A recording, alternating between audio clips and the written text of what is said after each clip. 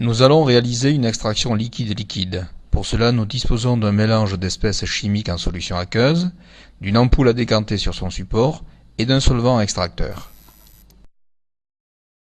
Du diode dans une solution aqueuse d'iodure de potassium ainsi que du sulfate de cuivre en solution aqueuse constituent le mélange. Du cyclohexane, substance organique, constitue le solvant extracteur. Un bécher de sécurité est disposé sous l'ampoule, celle-ci est débouchée et son robinet est fermé.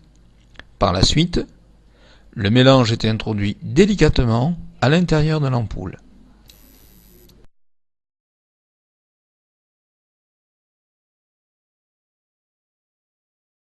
Enfin, le solvant organique, ici le cyclohexane, est également introduit dans l'ampoule à décanter.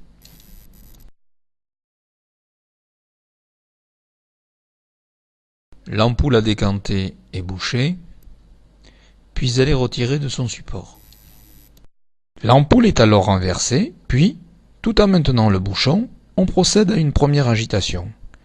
Le robinet est ensuite ouvert, temporairement, afin de procéder à un dégazage.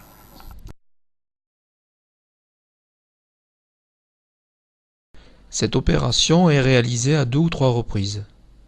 Puis, l'ampoule est redressée et disposée à nouveau dans son support. On débouche alors l'ampoule à décanter et on laisse la décantation s'opérer. Après décantation, la phase organique, non miscible à l'eau, est moins dense que celle-ci sur nage.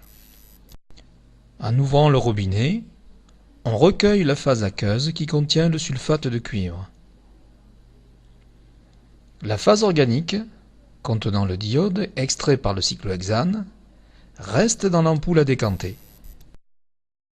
On a donc extrait et séparé le diode du sulfate de cuivre.